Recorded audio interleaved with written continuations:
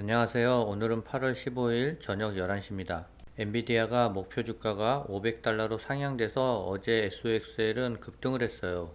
중국은 증권거래세 인하 카드를 만지작거리고 있고요. 금리 인하를 통해 유동성을 111조 확대한대요. 구독, 좋아요 부탁드립니다. 오늘 국내장이 휴무여서 차이나 전기차는 어제와 똑같이 마이너스 40%고요. SOXL은 어제 8% 급등을 했는데요. 지금 시간 현재 4% 정도 하락을 하고 있어요. 그래서 SOXL은 70% 정도 수익률을 보이고 있어요.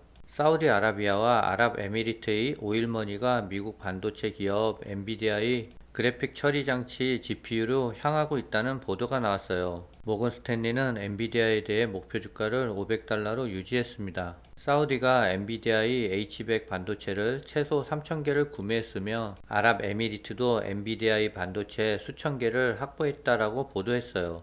앞서 알리바바, 텐센트, 바이두, 틱톡 모기업인 바이트댄스 등 중국의 대형 기술 기업들이 엔비디아의 AI 반도체 주문을 낸 것으로 알려진 가운데 중동의 산유국까지 이 대열에 합류한 것이래요.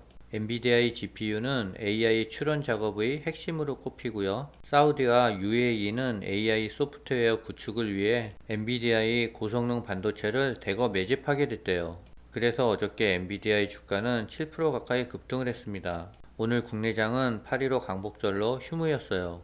그러나 중국은 오늘 개장을 했는데요. 증시는 전반적으로 하락을 했고 차이나 전기차 구성 종목 또한 하락을 했습니다. 그래서 내일 오전 타이거 차이나 전기차는 조금 더 하락을 할 거예요. 중국은 증시 폭락에 따라 증권거래세 인하 카드를 만지작거리고 있대요. 국무부 지침에 따라 해당 방안의 초안을 논의 중이며 인하 시기와 규모는 아직 결정되지는 않았답니다. 시장에서는 인지세가 낮아지면 중국 증시가 랠리를 일으킬 것으로 예상하고 있어요. 초단타 매매에 특화된 증권사와 헤지펀드가 뛰어들 것이라는 전망이에요.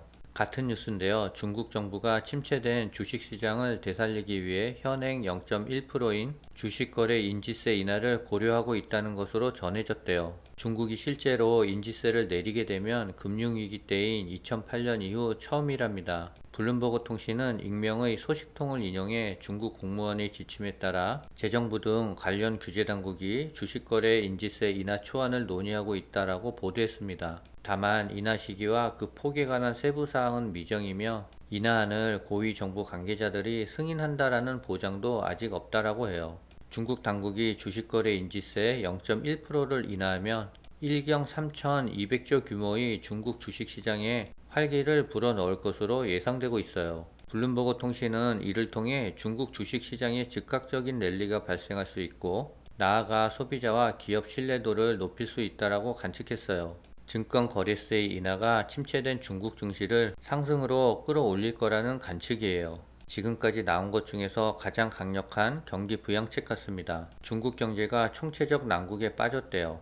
중국 국가통계국이 15일 발표한 소매 판매, 산업생산, 고정자산 투자 등 주요 경제지표는 모두 시장 추정치를 밑돌며 중국 경제의 부진을 반영했대요. 이날 청년 실업률을 비공개하면서 중국 경제 상황이 상상 이상으로 악화한 것이 아니냐는 추측도 무성화돼요. 컨트리 가든을 비롯한 부동산 개발업체의 도미노 디폴트 가능성과 부동산 신탁회사의 상품 상한 실패도 시장의 공포를 키우고 있대요. 중국의 인민은행은 깜짝 정책금리 인하로 유동성을 공급해 급한 불 끄기에 나섰다라고 해요. 중국 소비자들이 지갑을 열지 않으면서 지난 7월 중국 소매 판매 증가율은 전년 동월 대비 2.5%에 그쳤고 시장 추정치 4.5%에 크게 못 미치는 수치로 6월 3.1%에 이어 두 달 연속 한 자리 중가에 그쳤다고 해요. 소매 판매는 내수 경기의 가늠자이고 내수 부진의 장기화 가능성이 드러난 모양새래요. 7월 산업 생산도 전년 동기 대비 3.7% 늘어나는 데 그치면서 둔화세를 이어갔고요. 고용, 평균 소득 등을 선행지표로 활용하는 산업 생산이 둔화됐다는 것은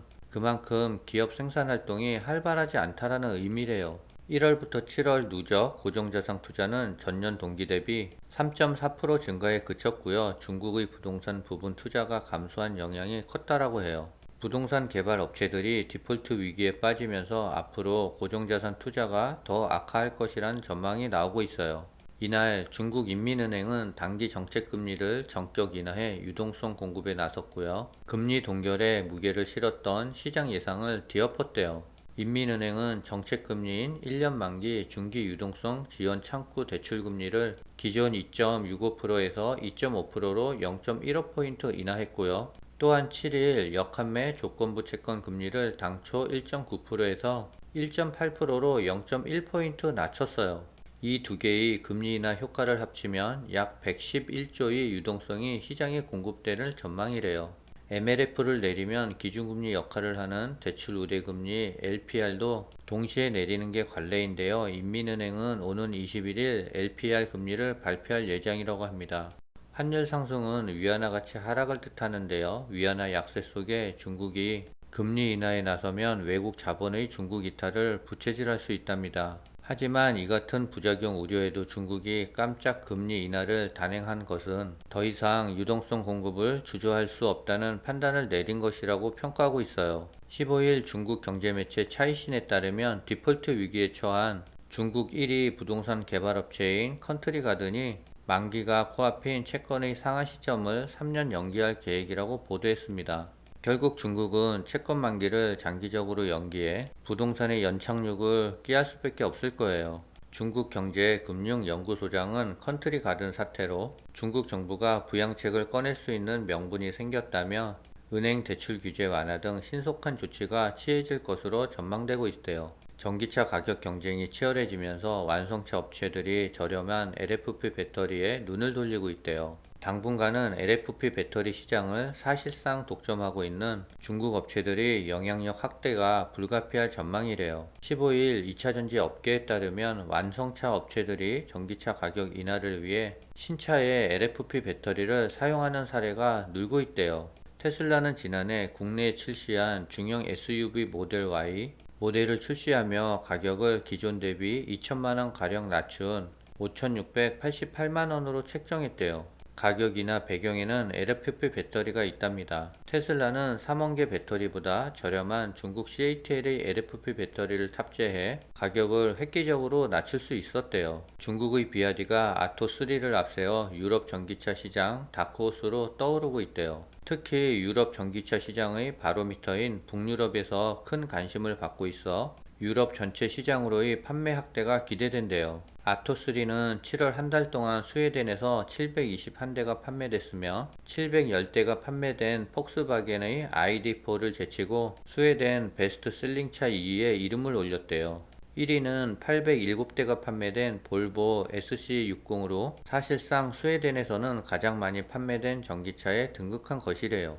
비아드의 아토3가 스웨덴에서 돌풍을 일으키면서 유럽 자동차 업계에 주목을 받고 있답니다. 비아드의 아토3는 스웨덴뿐만 아니라 노르웨이, 덴마크 등 전기차 시장을 주도하고 있는 북유럽 국가들에게 갈목할 만한 성과를 거두고 있대요. 비아드의 선전에 대해서 유럽 전기차 업계가 큰 관심을 보이는 것은 전기차 제조 기술뿐 아니라 자체 전기차 배터리 제조 기술도 보유하고 있는 회사이기 때문이래요. 지금 시간 11시 50분인데요. SOXL은 3.6% 정도 하락을 하고 있어요. 중국은 곧 증권거래세 인하가 발표될 것 같아요. 그렇게 되면 차이나 전기차의 주가도 또 다른 상승 국면으로 맞이할 것 같아요. 오늘은 여기까지입니다.